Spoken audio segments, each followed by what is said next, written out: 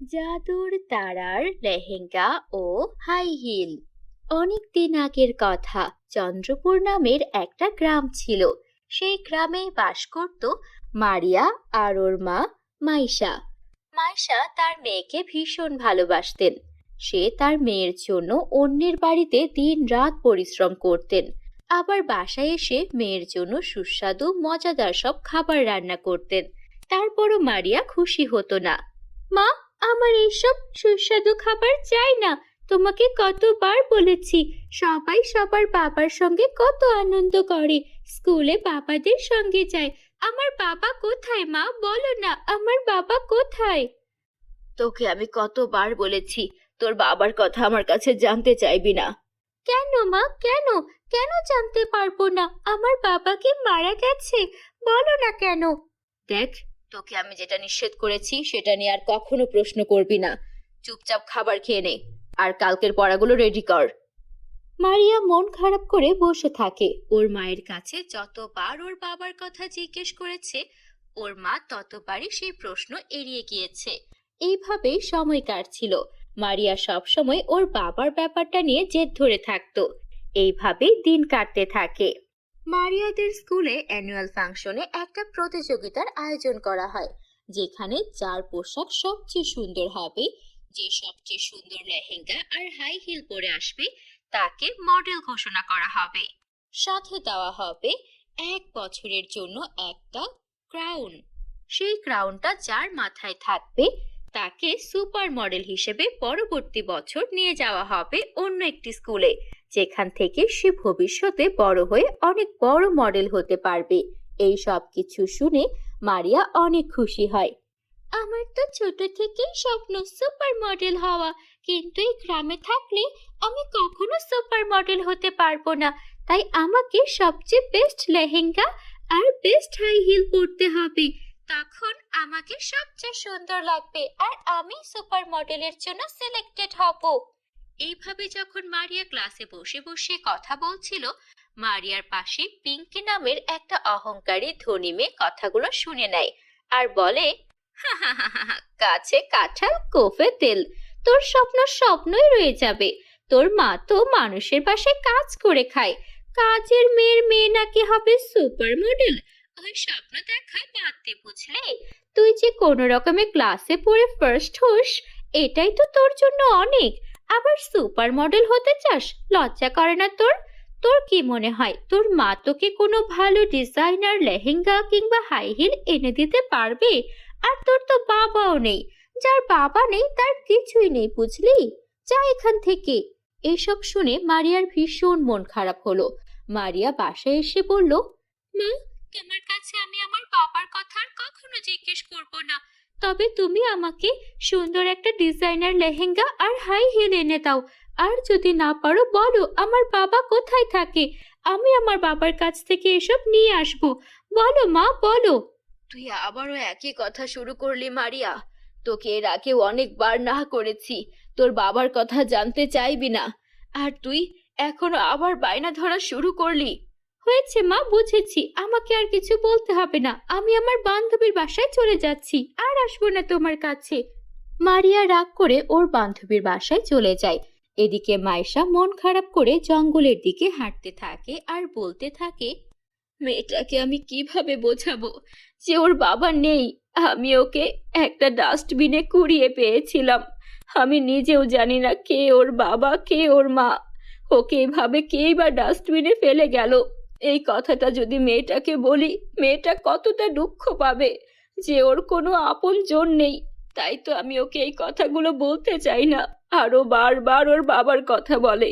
ও তো একটা লেহেঙ্গার high heel চেয়েছে। যে করেই হোক আমাকে এটার ব্যবস্থা করতে হবে। আমি জঙ্গল থেকে বেশি করে কাঠ কুড়ো এগুলো কুড়িয়ে নেই, বিক্রি করে যে টাকা হবে তাই দিয়ে চেষ্টা করব। এই ভেবে মাইশা সামনে এগিয়ে যাচ্ছিল, কিন্তু কিছু দূর যেতেই দেখে একটা জায়গা থেকে অনেক আলো আসছে। আলো কোথা থেকে আসছে দেখি তো। একটু আগিয়ে গিয়ে দেখে সেখানে একটা বিশাল বড় তারার ঘর। সেগুলো একদম চকচক করছিল। মাইশা তখন ঘরে প্রবেশ করে। ভিতরে কেউ আছেন? এখানে এই তারার ঘরটা কোথা থেকে এলো? আরে কে তুমি? তুমি এই ঘরটা কিভাবে দেখলে? আমি হচ্ছি তারার পরী। এই ঘরে সবাই প্রবেশ করতে পারে না। ভালো মানুষ ছাড়া কেউ এই ঘর চোখেই দেখে না। তার মানে তুমি নিশ্চয়ই ভালো মানুষ। তোমার ইচ্ছা পূরণ হবে। বলো তোমার জীবনে কি ইচ্ছা? তারপর মাইশা তার জীবনের সব ঘটনা পরীকে বলল। পরী বলল, তোমার সব সমস্যার সমাধান তো করবই, তার আগে তোমার মেয়েকেও বুঝতে হবে সে তার মায়ের সঙ্গে এভাবে খারাপ আচরণ করতে পারে না। তুমি আমার এখানে আগামী 3 দিন থাকবে। এই 3 দিন তোমার মেয়ে তোমার অভাবটা যখন বুঝবে তখন আমি সব ঠিক করে দেব। আমাকে তুমি বিশ্বাস করো। পরীর কথায় মাইশা সেই ঘরেই থেকে গেল। এদিকে বান্ধবীর বাসা থেকে এসে যখন মারিয়া ওর মাকে খুঁজলো, কোথাও পেল না। আমার বান্ধবী তো আমাকে থাকতেই দিল না। এমনিতে ওরা আমার সঙ্গে কত ভালো আচরণ করে, বোঝায় আমি কত আপন। আর আমি সারাদিন ওদের বাসায় থাকলাম, আমাকে একটাবার খাবারের কথাও জিজ্ঞেস করলো না। কত ক্ষুধা পেয়েছে। মায়ের সঙ্গে থাকলে এতক্ষণে আমাকে 3বার খাবার খাইয়ে ফেলতো। মা আমার জন্য কত সুস্বাদু খাবার রান্না করতো। আমি কেন মায়ের সঙ্গে এমন করলাম? মার কাছে আমাকে যেতেই হবে। ও কাকি, আমার মাকে দেখেছো গো? না তো, তোর মাকে তো দেখিনি। আচ্ছা, তুই তোর মায়ের সঙ্গে এত খারাপ আচরণ করিস কেন? তুই কি জানিস তোর মা তোর জন্য কত কষ্ট করেছে, কত ত্যাগ স্বীকার করেছে? না তো কাকি, কি হয়েছে? কি কষ্ট স্বীকার করেছে মা আমার জন্য? এই যে তোর জন্য মানুষের বাসায় কাজ করে, এটা কি কম? তার থেকে বড় কথা, তোকে তো ডাস্টবিনে কুড়িয়ে পেয়েছিল। তোর মা বলতে নিষেধ করেছিল, কিন্তু আমার আর তর সইল না। তুই তোর মায়ের সঙ্গে যা ব্যবহার করিস, এসব করলে ধর্মেও সইবে না। তোর মায়ের সঙ্গে আর এমন খারাপ আচরণ করিস না। তোর জন্য তোর মার বিয়েও করেনি, তোকে নিয়ে কত কষ্ট করে থাকে। তুই তোর বাবার কথা কেন জিজ্ঞেস করিস? তোর তো বাবা মা কেউই নেই, তোর মাই তোকে মানুষ করেছে। কি বলছো কাকি? আমার মা আমার জন্য এত কিছু করেছে, আর আমি কিনা মায়ের সঙ্গে এমন অন্যায় করেছি? আমাকে মাকে খুঁজে বের করতেই হবে। তখনই পরী সেখানে প্রকট হলো, আর পরী তখন মারিয়াকে ওর মায়ের কাছে নিয়ে গেল। মা, আমাকে ক্ষমা করে দাও, আমি ভুল করেছি। এসব কিছু আমি জানতাম না। তাছাড়াও তোমার ভালোবাসাই আমার কাছে সবচেয়ে দামি। পরী তখন মারিয়াকে একটা তারার লেহেঙ্গা আর হাই হিল উপহার দিল, যেটা পরে মারিয়াকে একদম রাজকন্যার মতো লাগছিল। মারিয়া খুশি মনে প্রতিযোগিতায় ওই তারার লেহেঙ্গা আর হাই হিল পরে অংশ নিল, আর সেখানে সবাইকে হারিয়ে দিয়ে মারিয়াই হলো সুপার মডেল। আমি অবশেষে আমার স্বপ্নকে স্পর্শ করতে পেরেছি। আমি সুপার মডেলের স্কুলে এখন যেতে পারবো। আমার স্বপ্ন আর স্বপ্ন থাকবে না। মা, আমি তোমার মুখ উজ্জ্বল করব। হ্যাঁ মা, পরি আমাদেরকে সাহায্য করেছে, আর তুইও তোর চেষ্টায় তোর স্বপ্ন পূরণ করতে পেরেছিস। তারপর মারিয়ার জীবনের সব স্বপ্নগুলো পূরণ হতে থাকলো। পরীর দেওয়া সেই জাদুর তারার লেহেঙ্গা আর হাই হিল পরে ও যা চাইতো তাতে ওর আত্মবিশ্বাস ফুটে উঠতো। এভাবেই মা মেয়ে বাকিটা জীবন সুখে শান্তিতে দিন কাটাতে লাগলো। বন্ধুরা, আমাদের চ্যানেলে নতুন হলে আমাদের চ্যানেলটিকে সাবস্ক্রাইব করতে ভুলো না যেন। Bye bye. জাদুর 5 জলপরি বনের জাদু। অনেকদিন আগের কথা। সমুদ্রের নিচে ছিল এক জলপরি রাজ্য। সেখানে ছিল সুন্দর সুন্দর সব মুক্তার প্রাসাদ। জলপরীরা সেখানে মনের আনন্দে ঘুরে বেড়াতো। তাদের কোনো দুঃখই ছিল না। কিন্তু একদিন ঘটল বিপত্তি। রানী জলপরী একটা বিশেষ কাজে পৃথিবীতে এলেন, কিন্তু সে তার কাজ হাসিল করার আগে 3 ডাইনি বোন তাদেরকে সেখান থেকে আক্রমণ করে বসলো। রানী জলপরী অন্য জলপরীদেরকে বাঁচাতে পারলেও নিজে বন্দী হয়ে গেলেন 3 ডাইনি বোনের হাতে। আর এদিকে 5 জলপরী কন্যা তাদের মায়ের এমন বন্দী হয়ে যাওয়ায় চিন্তায় পড়ে গেল। ওদের নাম ছিল নাইলা, মেরিনা, সিলভা, আরিশা ও তালিয়া। ওদের বিশেষ বিশেষ ক্ষমতা ছিল। নাইলা ছিল জলরঙা নীল পরী, সমুদ্রের গভীর থেকে উঠে আসতে পারত আর ঘন্টার পর ঘন্টা বাইরে থাকতে পারত। মেরিনা ছিল ঢেউয়ের মতো চুল, ও গান গেয়ে গেয়ে মাছেদের জড়ো করতে পারত। সিলভা ছিল রূপালী চুলের, বুদ্ধিমতী, অনেক শান্ত একটা জলপরী।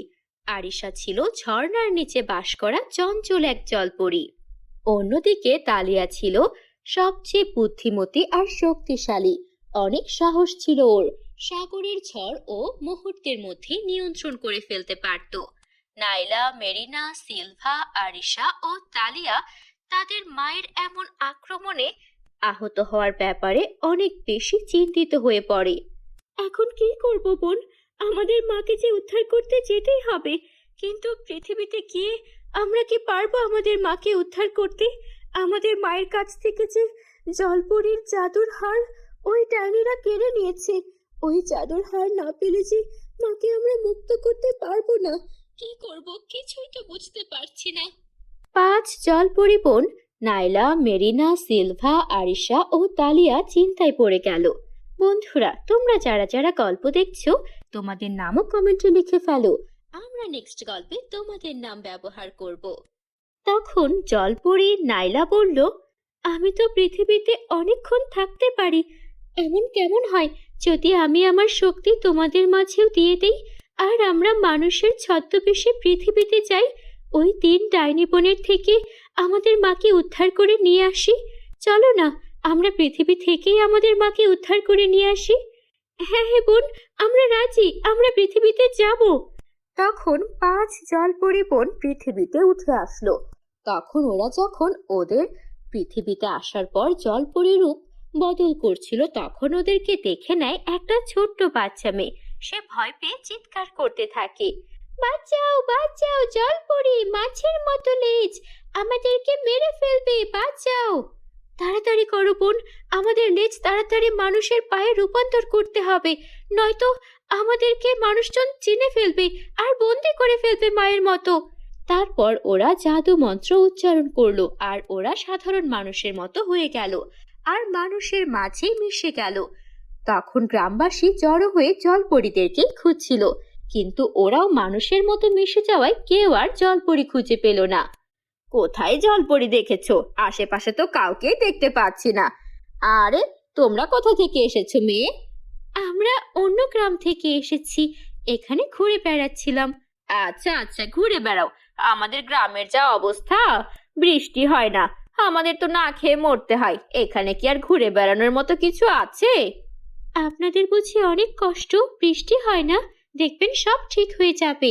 গ্রামবাসী যার যার বাড়ি ফিরে গেলে ওরা 5 জলপরী বোন বলল, আমরা এখানে আমাদের মাকে উদ্ধার করতে এসেছি, কিন্তু এই গ্রামবাসীদের ওপরও আমাদের কিছু কর্তব্য আছে। চলো বোন, আমরা এখন এই গ্রামবাসীদের উপকার করি। আমরা আমাদের জাদু দিয়ে বৃষ্টি নামাই, তাহলে তাদের ফসলের জমিতে পানি পাবে আর ফসল ভালো হলে তাদের আর কষ্ট থাকবে না। তারপর 5 জলপরী বোন তাদের জাদু করতে লাগলো আর সঙ্গে সঙ্গে আকাশে মেঘের গর্জন শোনা গেল। বৃষ্টি নেমে এলো মাটিতে। সবাই গ্রামের মানুষজন বৃষ্টিতে খুশিতে নাচতে লাগলো।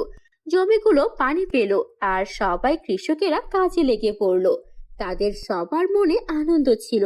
5 জলপরী বোন বলল, আমরা তো গ্রামবাসীর উপকার করে ফেলেছি, এবার আমাদের আসল উদ্দেশ্যে এগিয়ে যেতে হবে। চলো আমরা ডাইনির গুহায় যাই, তবে ছদ্মবেশী।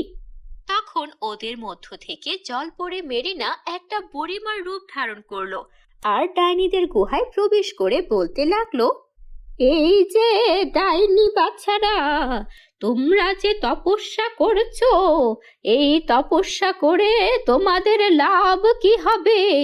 তোমরা 3 জন এই কুৎসিত চেহারা নিয়ে কখনো বিয়ে তো করতে পারবে না, আর যদি বিয়েই না করতে পারো, এই সৌন্দর্য না দেখাতে পারো, তাহলে তো শক্তি দিয়ে কোনো লাভই নেই, তোমাদের তো বংশ বৃদ্ধিও হবে না। আমার কাছে এমন জাদু আছে যা দিয়ে তোমরা যুবতী নারীদের মতো সুন্দর হয়ে যাবে। আমার কাছ থেকে এটা নিতে হলে তোমাদের কাছে যে ওই জলপরী রানীর হারটা আছে সেটা দিতে হবে। কি বলছেন? আপনি আমাদেরকে সুন্দরী যুবতী বানিয়ে দিতে পারবেন? ঠিক আছে, এই হার আমাদের এমনিও কোনো কাজের না। ওই রানী পরীকে তো আমরা আজকে রাতে এমনিতেই মেরে ফেলবো। দিন, আমাদের সুন্দরী বানিয়ে দিন। তখন জলপরি মেরিনা তার জাদু দিয়ে অল্প কিছু সময়ের জন্য ওই ডাইনিদের বোকা বানাতে সুন্দরী যুবতী বানিয়ে দিল। ডাইনিরা খুশি হয়ে তখন তাকে সেই জলপরির জাদুর হারটা দিয়ে দিল।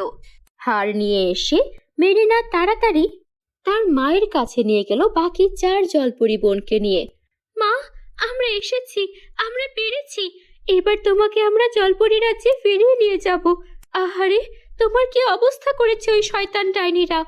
ওরা এর আগেও অনেক জলপরি হত্যা করেছে, ওদেরকে আমরা কিছুতেই ছাড়বো না। তখন ওরা 5 জলপরি বোন হার নিয়ে এসে ওদের মাকে বন্দিশালা থেকে মুক্ত করলো। আর তখনই ইতোমধ্যে ওই 3 ডাইনি বোনের যুবতী সৌন্দর্য চলে গিয়েছিল। এত বড় ধোঁকা, এই ধোঁকার প্রতিশোধ নিতেই হবে। ওরা যখন পেছন পেছন এলো তখন দেখলো এরা 5 জলপরি বোন মিলে ওদের মাকে রক্ষা করার জন্য এই ছলনা করেছে। তোদেরকে ছাড়বো না, ছাড়বো না। তখন 3 ডাইনি আর 5 জলপরি ও রানী জলপরির মধ্যে যুদ্ধ শুরু হলো। আর যুদ্ধে তারা সবাই অনেক বেশি মারামারি করলো। গ্রামবাসী এই যুদ্ধে এসে সামিল হলো।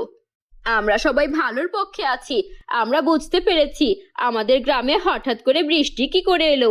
এই জলপরীরাই আমাদের সাহায্য করেছে। তারা যেহেতু আমাদের বিপদে আমাদের সাহায্য করেছে, তাদের বিপদেও আমাদের পাশে থাকতে হবে। চলো আমরা এই ডাইনি বোনেদের উচিত সাজা দেই। তখন যে যার মতো করে ঝাঁপিয়ে পড়লো ওই ডাইনি বোনদের মারার জন্য। এত এত গ্রামবাসীর হামলায় ডাইনি বোনরা তাদের জাদু শক্তি দিয়েও আর কোনোভাবেই পেরে উঠল না।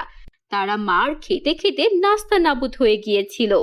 পালাও পালাও, আমরা আর পারবো না, তবে জলপরীরা আমরা আবার ফিরে আসবো। ডাইনিরা পালালো। আর তখন জলপরীরা সবাই গ্রামবাসীদের ধন্যবাদ জানালো। আর তারপর আবারও জলপরি রাজ্যে তাদের রানী জলপরি মাকে নিয়ে ফিরে গেল। আর মাঝে মধ্যেই তারা গ্রামবাসীদের যে কোনো সমস্যায় তাদের পাশে দাঁড়াতো। সুখে শান্তিতে এভাবে সবাই দিন যাপন করতে লাগলো। বন্ধুরা, আমাদের চ্যানেলটিতে এখনো সাবস্ক্রাইব না করে থাকলে মজার মজার সব জাদুর গল্প দেখতে এখনই সাবস্ক্রাইব করে ফেলো। Bye bye. সিন্ড্রেলা পরীর জাদুর সোনা রূপার রাস্তা। অনেকদিন আগের কথা, পরী রাজ্য থেকে সিন্ড্রেলা পরী পৃথিবীতে নেমে আসে একটা বিশেষ উদ্দেশ্যে। এসে তার ব্যাগ থেকে একটা সোনার টুকরো পৃথিবীতে ফেলে। আর সেখান থেকে বেরিয়ে আসে সোনার পরী। তারপর একটা রূপার টুকরো সে পৃথিবীতে ফেলে। সেখান থেকে বেরিয়ে আসে একটা রূপার পরী। তখন সিন্ড্রেলা পরী সোনার পরী আর রূপার পরীকে বলে, তোমাদেরকে পৃথিবীতে আনা হয়েছে একটা বিশেষ উদ্দেশ্যে, যেন তোমরা মানুষের মধ্যে কে ভালো কে মন্দ তার তফাৎ বের করো। আর তারপর আমি তাদেরকে পুরস্কৃত করতে পারি অথবা শাস্তি দিতে পারি। ঠিক আছে সিন্ড্রেলা পরী, আপনি যেমনটা বলবেন আমরা তেমনটা করব। তারপর সোনার পরী ও রূপার পরী মিলে তাদের সামনে একটা সোনার রাস্তা আর একটা রূপার রাস্তা প্রকট করে। আর সেই রাস্তা পাহারা দিতে থাকে। আর সিন্ড্রেলা পরী পরীরাজ্যে ফিরে যায়। বন্ধুরা, তোমরা যারা যারা গল্পটি দেখছো তোমাদের নাম কমেন্টে লিখে জানাও। আমরা নেক্সট গল্প তোমাদের নাম দিয়ে বানাবো। তখনই সেখানে 2টা মেয়ে আসে। ওদের নাম ছিল রাবেয়া ও আয়েশা। রাবেয়া ছিল খুবই সুন্দর আর বুদ্ধিমতী মেয়ে। ওর মনে কোনো লোভ ছিল না। আয়েশা ভালো হলেও ওর মনে একটু লোভ চলে আসে মাঝে মাঝে। যখন রাবেয়া ও আয়েশা সেই পথে আসছিল, ওদের তখন কিছু বিশেষ কাজের দরকার ছিল। ওরা যখন হঠাৎ করে ওদের সামনে সোনার উপর রাস্তা দেখতে পায়, তখন ওরা অবাক হয়ে দাঁড়িয়ে যায়। রাবেয়া বলে, আরে আয়েশা দেখো, এখানে সোনার উপর 2টা রাস্তা আছে। জঙ্গলে তো এর আগে এমন কোনো রাস্তা দেখিনি। হ্যাঁ, আমিও তো দেখিনি রাবেয়া, এগুলো কোথা থেকে এলো? তখনই সেখানে সোনার উপর পরী প্রকট হয় আর বলে, এই যে মেয়েরা, তোমরা এখানে কেন এসেছো? জঙ্গলে কি দরকারে এসেছো? রাবেয়া বলে, আমরা আমাদের বাবা মায়ের জন্য জড়িবুটি ওষুধই নিতে এসেছি। আমাদের বাবা মা অসুস্থ, তো তাই জঙ্গলের বিশেষ জড়িবুটি পাতা আমাদেরকে সংগ্রহ করে নিয়ে যেতে হবে। আচ্ছা, তাহলে তোমাদের আমরা দুটো অপশন দিচ্ছি। সোনার পরি বলল, আমার এই সোনার রাস্তা দিয়ে গেলে তোমরা জড়িবুটি তো পাবে না, কিন্তু ধন সম্পদ অনেক টাকা পয়সা যা প্রয়োজন তা পাবে। তখন রূপার পরি বলল, আমার রাস্তা দিয়ে গেলে টাকা পয়সা ধন দৌলত সোনা রূপা রত্ন কিছুই পাবে না, কিন্তু অনেক জড়িবুটি পাবে যা তোমার বাবা মায়ের চিকিৎসার জন্য ব্যবহার করতে পারবে। এবার তোমরাই ভাবো তোমরা কি নেবে। তখন রাবেয়া বলল, আমি তো ভেবেই নিয়েছি, আমি জড়িবুটি নিতে এসেছি, আমি আমার বাবা মায়ের জন্য জড়িবুটি নেব। রূপার পরি, আপনার রাস্তা দিয়ে গেলে কি আমি সত্যি সত্যি জড়িবুটি পাবো? হ্যাঁ হ্যাঁ, অবশ্যই পাবে। আয়েশা বলল, এই রাবেয়া, তুই কি বোকা যে বাবা মায়ের জন্য এখন জড়িবুটি নিতে হবে? এই সুযোগ কেউ হাতছাড়া করে? আমরা সোনার রাস্তা দিয়ে গেলে তো অনেক সোনা পাবো, ধন দৌলত পাবো, আমরা তো অনেক ধনী হয়ে যেতে পারি। শোন, তুই যা ইচ্ছা কর, আমি তো সোনার রাস্তা দিয়ে যাব, আমি গেলাম। তারপর সেখান দিয়ে রাবেয়া রূপার রাস্তায় যেতে থাকে, আর অন্যদিকে আয়েশা সোনার রাস্তা দিয়ে যেতে থাকে। আয়েশা সোনার রাস্তা দিয়ে গিয়ে একটু আগেই দেখে একটা বিশাল সোনার বাড়ি। সেই বাড়ির ভেতরে সোনা রূপা হিরে রত্ন কোনো কিছুরই কমতি ছিল না। তারপর সেগুলো বড় একটা পোটলায় বেঁধে আয়েশা সেখান থেকে বেরিয়ে আসে আর গ্রামে ফিরে যায়। অন্যদিকে রাবেয়া যায় রূপার রাস্তায়, আর সেখানে অনেক জড়িবুটির ঔষধি গাছ দেখতে পায়। গ্রামের মানুষজন অনেক রোগে শোকে আক্রান্ত ছিল। রাবেয়া সবার কথা চিন্তা করে সেখান থেকে অনেক অনেক জড়িবুটি নেয়, আর সেগুলো নিয়ে খুশি মনে গ্রামে ফিরে আসে। বাড়ি এসে বাবা মায়ের জন্য সেই জড়িবুটির চিকিৎসা শুরু করে। শুধু তাই নয়, গ্রামবাসী যারা যারা অসুস্থ ছিল তাদের সবার জন্য জড়িবুটি নিয়ে আসে, আর তাদের সবাইকে সুস্থ করার জন্য বাড়ি বাড়ি গিয়ে সেই জড়িবুটি দিয়ে আসে। অন্যদিকে আয়েশা ধন সম্পদ সোনা রূপা টাকা পয়সা পেয়ে আর নিজের বাড়িতেই ফিরল না, নিজের জন্য একটা আলিশান বাংলো কিনে নিল। অসুস্থ বাবা মায়ের কথা একদম ভুলে গেল। সেখানে মজা মাস্তি পার্টি আনন্দ সবকিছুতে মেতে উঠল। অন্যদিকে রাবেয়া আয়েশার বাবা মাকেও সেই জড়িবুটি দিয়ে আসলো, আর তাদেরও খুব খেয়াল রাখলো। এইভাবে দিন কাটছিল। রাবেয়া যখন গ্রামবাসীর জন্য জড়িবুটির দরকার হতো তখন আবারও সেই রূপার রাস্তায় চলে যেত, আর রূপার পরীর অনুমতি নিয়ে সেখান থেকে জড়িবুটি নিয়ে আসতো। অন্যদিকে আয়েশা করতো তার উল্টো। আয়েশা ওর 3 বান্ধবীকে এই রাস্তার ব্যাপারে বলে দিল। ওরাও পার্টি করতে আনন্দ করতে খুবই ভালোবাসতো। ওরা তখন পৌঁছে গেল সোনার রাস্তায়। আরে, এই রাস্তার কথাই তো আমাদেরকে আয়েশা বলেছিল, এখান দিয়ে গেলে আমরা ধন সম্পদের মালিক হয়ে যাব। চল চল, আমরা এখান দিয়ে যাই। তারপর ওরা 3 জন সেই রাস্তা দিয়ে বেরিয়ে পড়লো, আর সেখান থেকে ব্যাগ ভর্তি করে সোনা রূপা হিরে নিয়ে আসলো, আর এনে ওরাও অনেক ধনী হয়ে গেল।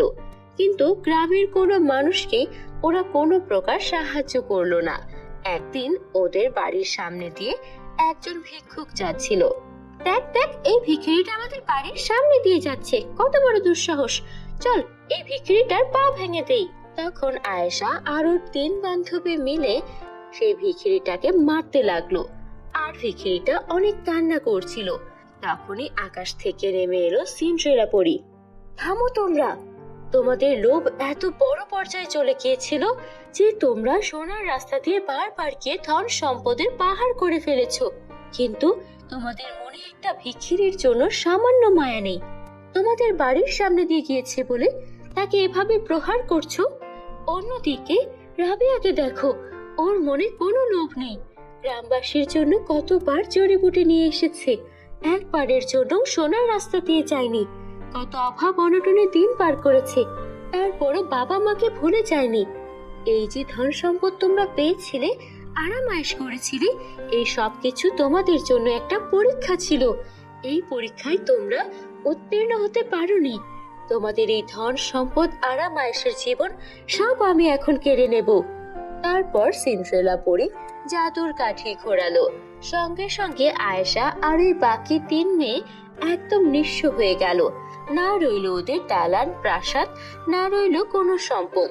অন্যদিকে বাবা মায়ের সঙ্গে খারাপ আচরণ করায় তারা বাবা মায়ের কাছেও ফিরে যেতে পারছিল না।